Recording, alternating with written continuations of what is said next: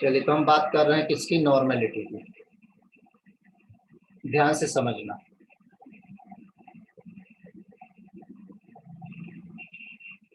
यानी मूल कंसेप्ट का बहुत सारा पार्ट मैंने कंप्लीट कर दिया है।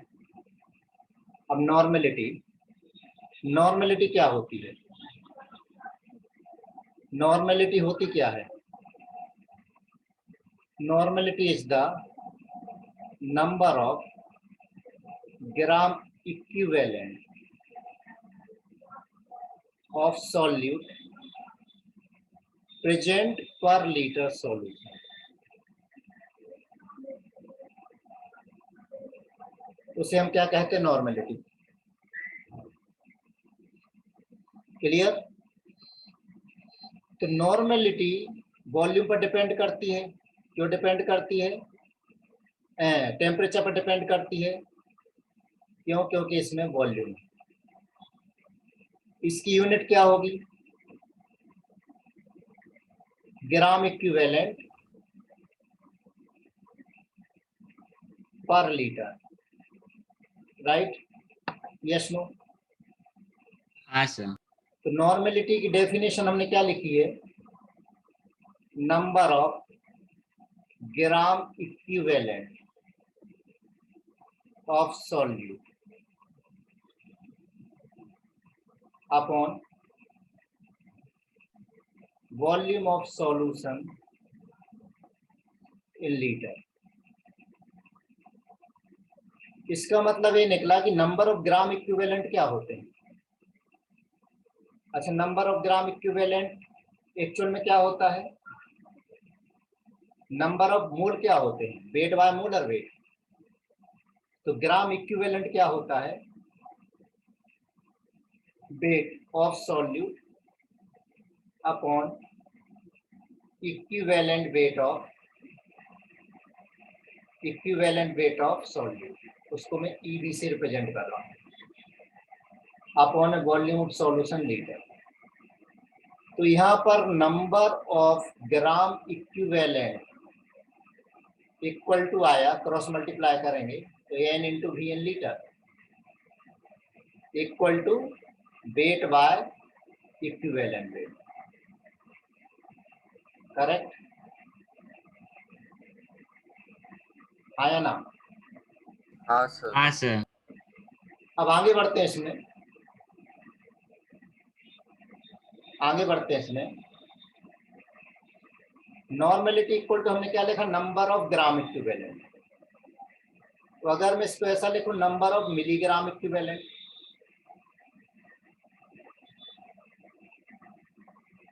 अगर जब हम मिली इक्विवेलेंट लिखेंगे तो फिर कितने से मल्टीप्लाई करना पड़ेगा? 1000 से। 1000 से। वॉल्यूम ऑफ सॉल्यूशन को लीटर में लिखा। लीटर का मतलब क्या है? ml into 1000।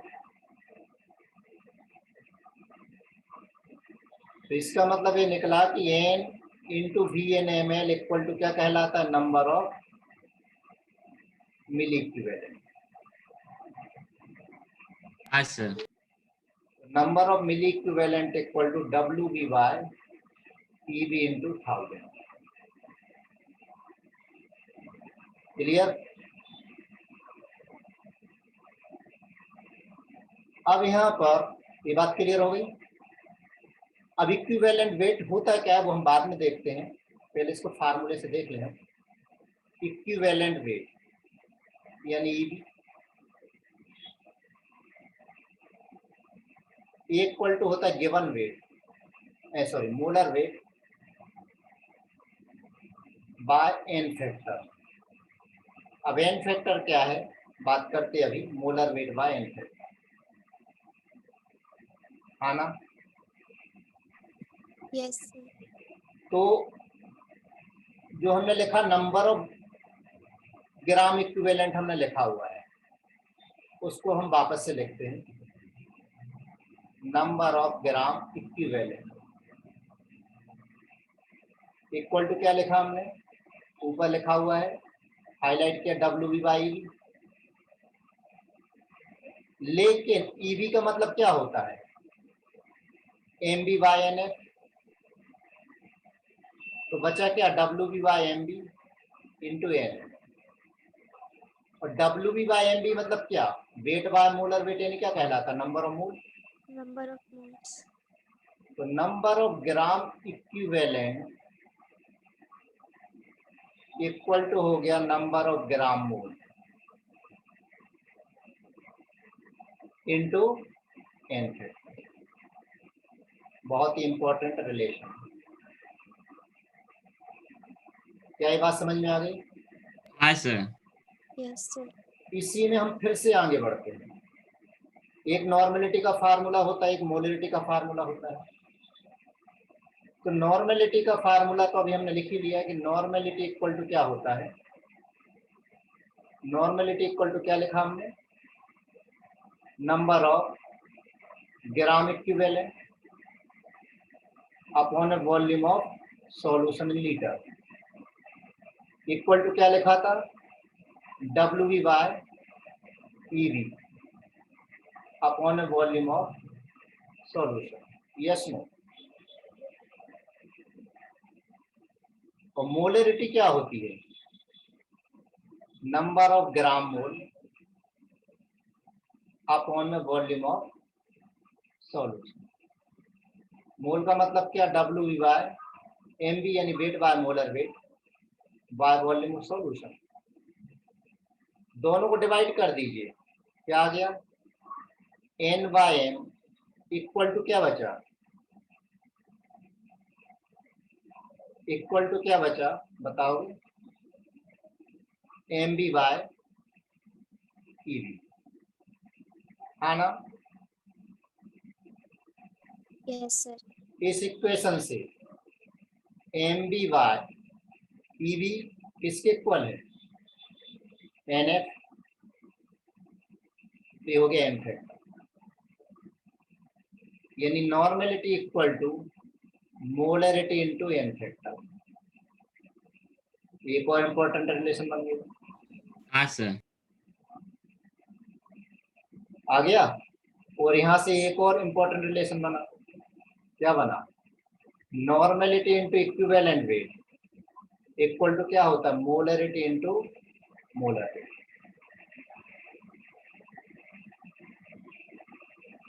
राइट। हाँ सर। फाइनली अब देखिए शॉर्ट में मैं यहाँ पर बता रहा हूं कि नॉर्मेलिटी इक्वल टू हमने लिखा था कि number of gram equivalent of solute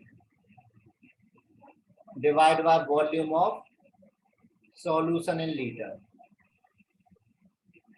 दूसरा हमने क्या लिखा, क्या प्रूफ किया कि number of gram equivalent of solute equal to number of mole into N factor.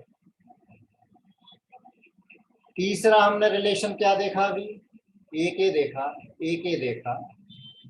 तीसरा हमने देखा कि normality into equivalent weight equal to molarity into molar wait.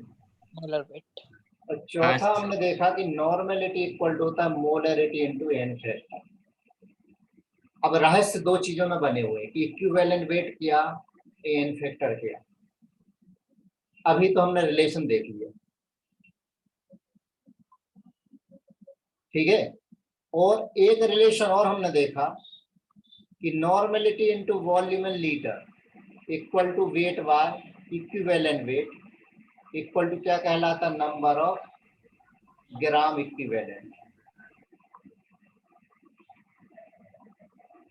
और एक और देखा था कि normality into volume in ML equal to weight by equivalent weight into 1000 equal to number of milligram equivalent या मिली इक्विवेलेंट। 6 इंपॉर्टेंट पॉइंट यहां से निकल गया। क्या ये बात सभी को क्लियर हो गई? हाँ सर। हाँ, sir. यहाँ कोई दिक्कत नहीं, No, No, sir. ठीक है, अच्छे से समझ में आ गई। जो पहला पॉइंट क्या हाँ, है, डेफिनेशन है नॉर्मेलिटी। सवाल अभी दो है दिमाग में कि अच्छा इक्विवेलेंट होता क्या है, एन फैक्टर होता क्या, बस इसके बाद में स्टार्ट करने वाला हूं। दूसरा हमने क्या प्रूव किया कि नंबर ऑफ, या डायरेक्ट आप इसको ध्यान रख सकते हो कि आपको प्रूव करने की जरूरत नहीं है, जो 6 पॉइंट है वो आप दिमाग में बैठाइए, बहुत इंपॉर्टेंट पॉइंट है। अब यहीं पर इक्विवेलेंट वेट को समझने के पहले यहीं पर एक पॉइंट और बता रहा हूं, लॉ ऑफ इक्विवेलेंस, ये क्या होता है? लॉ ऑफ इक्विवेलेंस ये क्या होता है, तो इसको समझिए। जैसे अगर हमने कोई एक रिएक्शन लिखी है, A plus B react to form C, react with D to form E, चलता रहेगा। इसका मतलब ये है कि A के जितने ग्राम इक्विवेलेंट होंगे, ग्राम इक्विवेलेंट ऑफ A जितने होंगे, ग्राम इक्विवेलेंट ऑफ B उतने ही रिएक्ट करेंगे। Gram equivalent of A react equal to gram equivalent of B react equal to gram equivalent of C form. बात समझ में? A के अगर मान लो 5 ग्राम इक्विवेलेंट है, B के 2 है, तो जिसके ग्राम इक्विवेलेंट मिनिमम होंगे वो कहलाता है लिमिटिंग रिएजेंट। तो लिमिटिंग रिएजेंट क्या होता है? रिएजेंट हैविंग मिनिमम ग्राम इक्विवेलेंट। क्या बात बोली मैंने? कैसे? जैसे A और B की रिएक्शन हमने की और C प्लस D बना, बैलेंस अनबैलेंस या बैलेंसिंग की जरूरत नहीं पड़ती है। T इक्वल टू 0 पर मैंने ग्राम इक्विवेलेंट कितने लिए? इसके 5 लिए, इसके 2 लिए, तो कम कौन है? B के कम है। B के कम है तो B ही लिमिटिंग रिएजेंट है, ग्राम इक्विवेलेंट है। मोल में हम क्या करते हैं? मोल बाय स्टोइकोमेट्रिक कोएफिशिएंट करते हैं, इक्विवेलेंट में जरूरत नहीं पड़ती। तो फिर A के सिर्फ 2 ही रिएक्ट करेंगे। T इक्वल टू T पर A के ग्राम इक्विवेलेंट कितने बचेंगे? 3 बचेंगे। B के 0, C के कितने बनेंगे? 2, D के कितने बनेंगे? 2, और भी जितने हो, मान ले यहाँ ले लिए मैंने 4 ही, तो इसके भी कितने बनेंगे? 2। स्टोइकोमेट्रिक से कोई लेना देना। ग्राम इक्विवेलेंट कितने बनेंगे? इसे हम कहते हैं लॉ ऑफ इक्विवेलेंस। तो लॉ ऑफ इक्विवेलेंस का मीनिंग समझ में आया? हाँ हाँ सर। सर। ठीक है ना? एक के जितने रेट करेंगे, मिनिमम जितने भी होंगे, दूसरे के उतने ही रेट करेंगे और बनेंगे भी उतने ही। तो नॉर्मेलिटी में सबसे अच्छा यह है कि हमें रिएक्शन को बैलेंस नहीं करना पड़ता। लेकिन हमने देख ही रखा है कि चांद है, बोलते ना चांद में भी दाग होता है। भगवान ने कुछ अच्छा दिया तो बुरा भी देता है। तो नॉर्मेलिटी के साथ बुराई ये है कि अलग अलग रिएक्शन में नॉर्मेलिटी में सब्सटेंस का इक्विवेलेंट वेट अलग अलग होता है। तो यहाँ हमें बहुत केयरफुली काम करना पड़ता है, क्योंकि अगर एक ही रिएजेंट का n फैक्टर अलग अलग रिएक्शन में अलग अलग आ रहा हो तो हम सब उनको आपस में नॉर्मेलिटी से इक्वेट नहीं कर सकते हैं। तो सबसे अच्छा कंसेप्ट वही होता है कि मोल से करें। खैर लॉ ऑफ इक्विवेलेंस आपको समझ में आ गया है। आगे बढ़े। अब इसी में अब कुछ और पॉइंट। एक तो डायल्यूशन फार्मूला। डायल्यूशन फार्मूला क्या होता है? हम मोलरिटी में भी देख चुके हैं कि जब हम वाटर मिला देते हैं तो बताइए कि सॉल्यूट के मोल चेंज होते हैं? नहीं होते। नहीं। सॉल्यूट के मोल चेंज नहीं होते वाटर मिलाने पर। वाटर याद है? हाँ वाटर मिलाया, 1 लीटर पानी में 10 ग्राम नमक था, मैंने उसमें आधा लीटर पानी और मिला दिया, तो क्या नमक के मोल चेंज होंगे? नहीं सर। नहीं। No sir. तो मोल हमेशा कांस्टेंट रहते हैं सॉल्यूट के डाइल्यूशन पर। तो वहां मोल कांस्टेंट रहते हैं तो यहाँ ग्राम इक्विवेलेंट कांस्टेंट रहते हैं। तो डाइल्यूशन फार्मूला में क्या लिखेंगे हम? Number of gram equivalent before dilution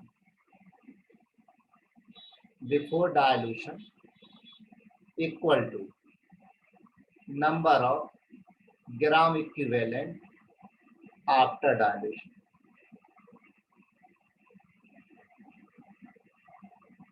तो ग्राम इक्विवेलेंट को हमने क्या लिखा था, normality into volume in litre, है ना। तो मैं इसको ऐसा लिख लेता हूँ N1V1 इक्वल टू N2V2, या फिर इसको मैं ऐसा लिखूं कि N1V1 equal to N2 into V1 plus X. X क्या है यहाँ पर, amount of water added.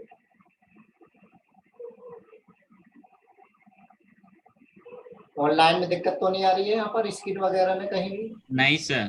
Clear दिख No, रहा हाँ है? सर। स्पीड स्लो हो गई, देखो मेरी स्पीड बहुत स्लो हो गई, अब इसी स्पीड में चलूंगा, और कभी बढ़ाई हुई स्पीड बढ़ा भी तो आप मुझे याद दिला दिया करना, अपन नॉर्मल स्पीड से चलेंगे। तो x equal to V2 minus V1 होगा, यानी वॉल्यूम ऑफ वाटर एडेड। एक तो हो गया डायल्यूशन फार्मूला, दूसरा होता है neutralisation formula. Neutralisation formula, neutralisation का मीनिंग क्या है? न्यूट्रल का मीनिंग क्या है, जितने H प्लस हो उतने ही OH OH minus. Minus. Okay, उसे हम कहेंगे न्यूट्रल। मान लीजिए 2 H प्लस है 2 OH माइनस है, तो वाटर न्यूट्रल हो गया, मतलब सॉल्यूशन न्यूट्रल हो गया। हाँ सर। लेकिन अगर 5 H प्लस है और 2 OH माइनस है, तो फिर क्या होगा? नेगेटिव। एसिडिक। एसिडिक रहे, H प्लस बचे रहेंगे। हाँ सर। कितने बचे रहेंगे? 3। 3। ठीक है, 3 बचे रहेंगे। और अगर उल्टा हो जाए, बेसिक। H प्लस हो 5 OH माइनस हो, तो कैसा रहेगा? बेसिक हो जाएगा। बेसिक। पहले हम बात कर रहे हैं न्यूट्रलाइजेशन की। तो न्यूट्रलाइजेशन में कुछ नहीं करना आपको। मान लीजिए हमारे पास 8-10 उन्होंने एसिड दे दिया, लंबा चौड़ा भयानक सा डरावना सा, जैसे आजकल उटपटांग शो आते हैं ना, नागिन जो चीज होती नहीं है, अलादीन, इस टाइप का भयानक सा दे दिया, सवाल बना दिया कि एक सॉल्यूशन है उसमें इतने ml एसिड है, उतनी ml एसिड है, उतनी ml एसिड है, उतना ml बेस है, उतना ml बेस है, इतना मिलीमोलरिटी इसकी, सबका मिक्सचर कर दिया पूरा, खट्टा मीठा नमकीन सब मिला करके, नुक्ती सब मिला के मिक्सचर बना दिया। अब हमें बताना है कि सॉल्यूशन का नेचर क्या होगा, या न्यूट्रलाइजेशन प्रोसेस बतानी है। तो न्यूट्रलाइजेशन में कुछ नहीं करना हमें, टोटल इक्विवेलेंट, ग्राम इक्विवेलेंट बोलो या मिली इक्विवेलेंट बोलो, total gram equivalent of acid equal to total gram equivalent of base. Yes no? Yes sir. अब Yes, gram sir. Equivalent sir. देखिए, ग्राम इक्विवेलेंट हमने क्या क्या पढ़ा, थोड़ा सा हम फ्लैशबैक में जाते हैं। ग्राम इक्विवेलेंट इक्वल टू हमने क्या क्या देखा, N इंटू VN/ml, और दूसरा WB/EB। Yes no? Yes sir. हाँ तो सर। एक वेट है एक वॉल्यूम है, तो हो सकता है कि हमारे पास एसिड बहुत सारे उनके वॉल्यूम ही वॉल्यूम हो। तो या तो हम ऐसा लिख सकते हैं, एसिड के नॉर्मलिटी एसिड का वॉल्यूम इक्वल टू बेस की नॉर्मलिटी बेस के वॉल्यूम, या फिर हम ये लिख सकते हैं कि एसिड की नॉर्मलिटी बेस का वॉल्यूम इक्वल टू एसिड का वेट और उस बेस का वेट और बेस का इक्विवेलेंट वेट।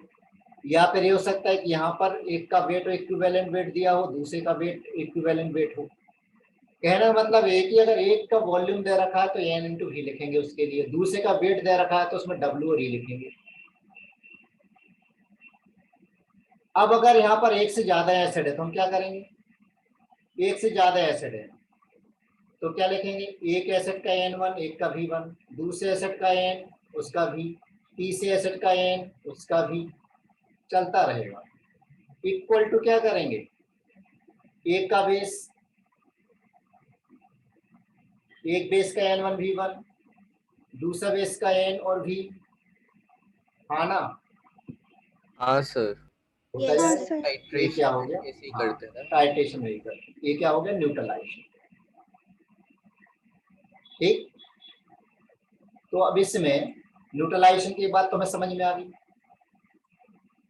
अब solution, sir. Nature of solution हमें पता करना है। नेचर ऑफ सॉल्यूशन, अभी हमारा इक्विवेलेंट क्या होता है हमें नहीं मालूम है ना, अभी वो अटका हुआ है। Nature of solution of acid and base, इन दो को मिक्स किया तो हम क्या करेंगे, ग्राम इक्विवेलेंट एसिड के निकालेंगे, टोटल एसिड के, सारे एसिड के अलग अलग ग्राम इक्विवेलेंट निकाल के सबको ऐड कर देंगे, ग्राम इक्विवेलेंट ऑफ एसिड निकाल लेंगे। इस तरह से अलग अलग बेस के ग्राम इक्विवेलेंट निकाल करके उनको ऐड कर देंगे तो ग्राम इक्विवेलेंट ऑफ बेस आ जाएंगे।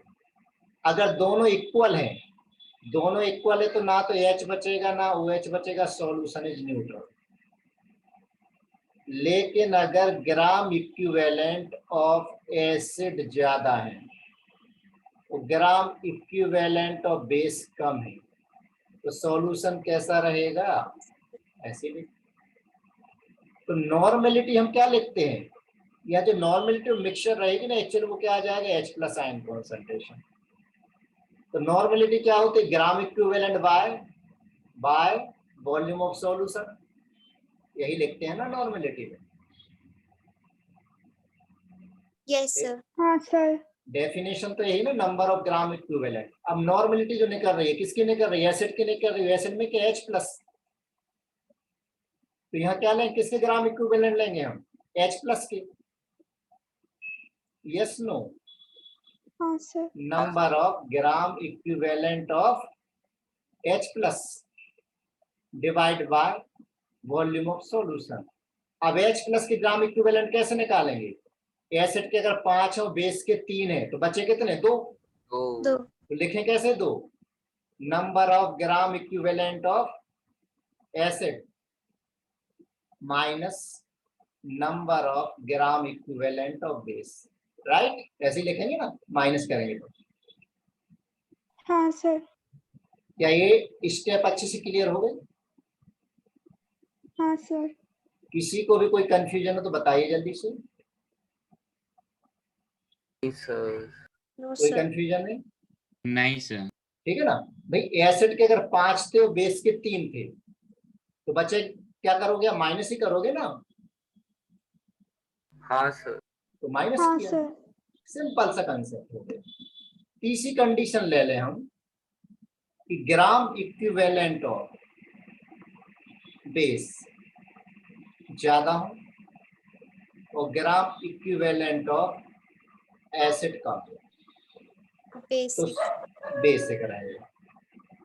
अब जब बेसिक रहेगा तो बेस में क्या रहेगा, OH, माइनस। तो जो भी नॉर्मेलिटी आएगी वो किसकी रहेगी, OH-। अब OH- की नॉर्मेलिटी निकालना है तो क्या लिखेंगे हम, क्या लिखेंगे हम, OH- का concentration number of gram equivalent of OH- bye volume of solution. अब यहाँ पर उल्टा हो जाएगा, ग्राम equivalent of base minus gram equivalent of acid divided by volume of solution. क्या इतनी बात क्लियर हो गई, हाँ सर। सभी को आ गया है। यस। कुछ नहीं कर, आज का काम तुम लोगों का ये रहेगा कि इतनी थ्योरी आप रिवाइज कर लोगे, नोट करना है क्या, आगे बढ़ो, कर ली। सर नोट करना है। जल्दी करिए। तो हमने देखा है, जब तक मैं आपको रिवाइज करा देता हूँ, नॉर्मेलिटी मतलब number of gram equivalent upon volume of solution. Gram equivalent होता है वेट अपॉन इक्विवेलेंट वेट, तो इक्विवेलेंट वेट होता है molar weight upon N factor. अब बात अटकी हुई है कि एन फैक्टर क्या है, इक्विवेलेंट वेट क्या है, बस इसके बाद में वही स्टार्ट करने वाला। हमने प्रूफ किया अभी कि number of gram equivalent equal to होता है number of mole into N factor. दूसरा प्रूफ हमने निकाला कि normality equal to molarity into N factor. तीसरा हमने निकाला कि normality into equivalent weight equal to molarity into molar wait.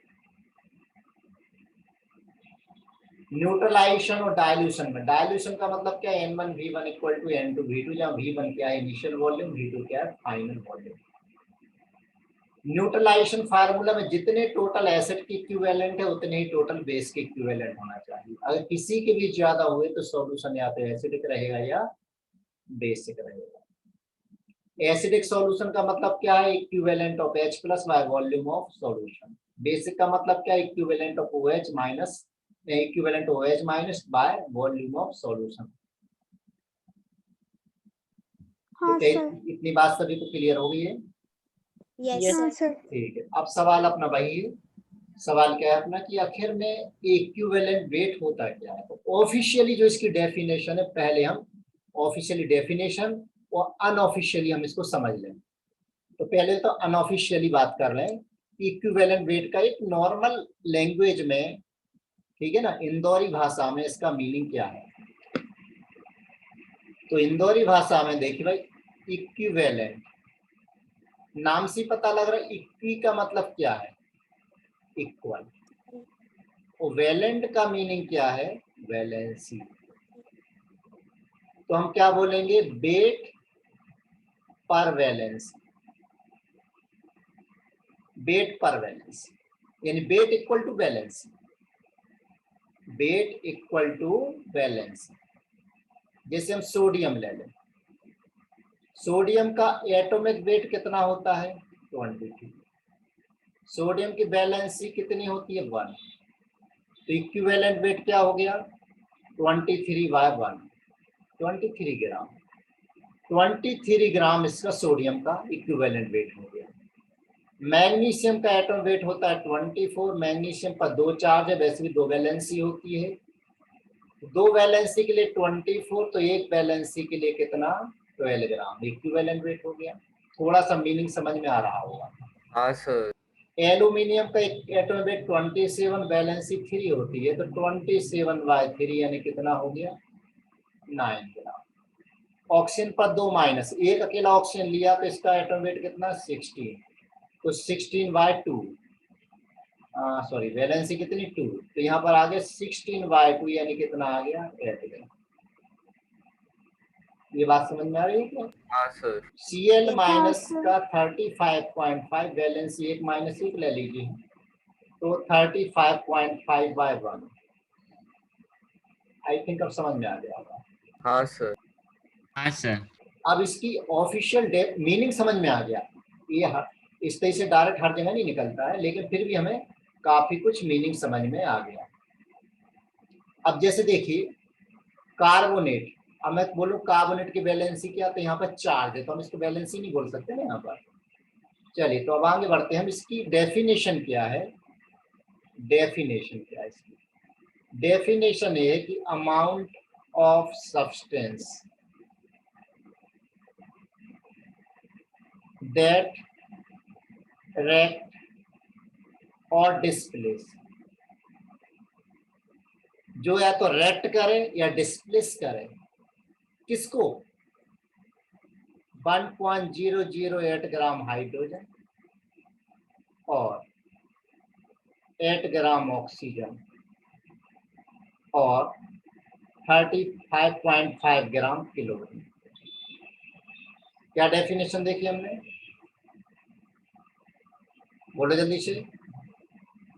1.008 gram hydrogen या 8 ग्राम ऑक्सीजन या 35.5 ग्राम क्लोरीन से या तो रेक्ट करे या उसको डिस्प्लेस कर दे। हाँ सर। उस वेट को हम क्या कहेंगे, इक्विवेलेंट वेट। Equivalent weight. जैसे चलिए एक एग्जांपल लेता हूँ, सोडियम ने क्लोरीन के साथ रिएक्शन की और NaCl बनाया, तो क्लोरीन जब 1 क्लोरीन में 35.5 ग्राम क्लोरीन से रिएक्शन करेगा, हाँ तो कितना वेट रिएक्शन करेगा, 1 मोल यानी 23 ग्राम वेट करेगा सर। 2 × 23 करेगा। तो 23 क्या कहलाएगा, इसका इक्विवेलेंट वेट। इक्विवेलेंट।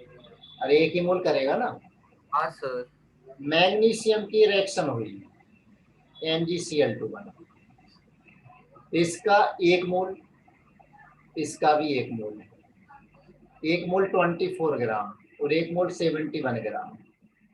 तो 71 ग्राम के लिए 24 ग्राम मैग्नीशियम यूज हो रहा है, तो हमें तो 35.5 ग्राम के लिए चाहिए। तो कितना ग्राम? 12 ग्राम। तो मैग्नीशियम का इक्विवेलेंट वेट कितना हो गया? 12 ग्राम। तो इस डेफिनेशन का क्या मीनिंग समझ में आया? Yes sir. ऑक्सीजन से हाँ, समझना, सर। चलो ऑक्सीजन से समझ लेते हैं। सोडियम की रिएक्शन ऑक्सीजन के साथ हुई, मैंने इसको बैलेंस कर दिया,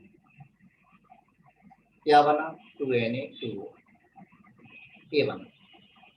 अब मुझे बताइए, यहाँ इसके 4 मोल है, तो ये कितने मोल है? 2 मोल, ठीक है ना। 4 मोल का मतलब 4 × 23 ग्राम, और 2 मोल का मतलब 2 × 32 ग्राम। तो 2 × हमें तो 8 ग्राम ऑक्सीजन के लिए सोडियम का वेट निकालना है, तो 2 × 32 ग्राम ऑक्सीजन के लिए कितना रेट करता है? 4 × 23 ग्राम सोडियम। तो हमें तो 8 ग्राम ऑक्सीजन के लिए निकालना है, क्योंकि डेफिनेशन में यही है। तो फिर कितना रेट करेगा? कितना रेट करेगा? अरे Sir, 3/8. हाँ, 4 × 23 × 8 बाय 2 × 32, ठीक है। तो ये कैंसल हो गया, तो यहाँ पर कुछ गड़बड़ हो रही क्या? सर 23/2 ही आएगा।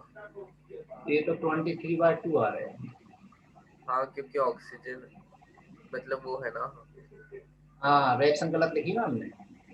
Sir, 40 हाँ, into अरे बालक O2 लिख, बालिक O2 लिखना था, मैंने 2 मोल कर दिए, 1 मोल है। रिएक्शन गलत बैलेंस की, आई बात समझ में? हाँ सर। बन रहेगा ये, बन रहेगा ये, 2 नहीं रहेगा नीचे में, क्या जाएगा फिर? 23। आई बात समझ में? हाँ सर। Yes sir. रिएक्शन ही गलत लिख ली थी yes, बैलेंसिंग। फिर मैं सोची ऐसा उल्टा कैसे हो गया, मेरे फंडे गलत हो गए। कितना समझ में आ गया? हाँ सर। चलिए, तो एन फैक्टर निकालते हैं। अब इक्विवेलेंट वेट की हम बात करते हैं। इक्विवेलेंट वेट इक्वल टू क्या देखा था हमने? Molar weight by N factor. अब एन फैक्टर क्या होता है? एन फैक्टर में भी Amitabh Bachchan corporation not valid. क्या होता है? ABCNV। ए का मीनिंग क्या है? Acidity, acidic. एसिडिटी। बी का मीनिंग क्या है? एसिडिक। बेसिसिटी। सी का मीनिंग क्या है? चार्ज। एन का मीनिंग क्या है? Normal. Number of electron lost और गेन पर मोल। सभी में पर मोल है, सभी में क्या है? पर मोल। पर मोल। सभी में क्या है? पर मोल। और भी का मतलब क्या है? Balance, right. हाँ सर। ये कहलाते हैं एन फैक्टर। अब हमें 1 बाय 1 इनको डिस्कस करना है। तो सबसे पहला क्या है हमारा? एसिडिटी।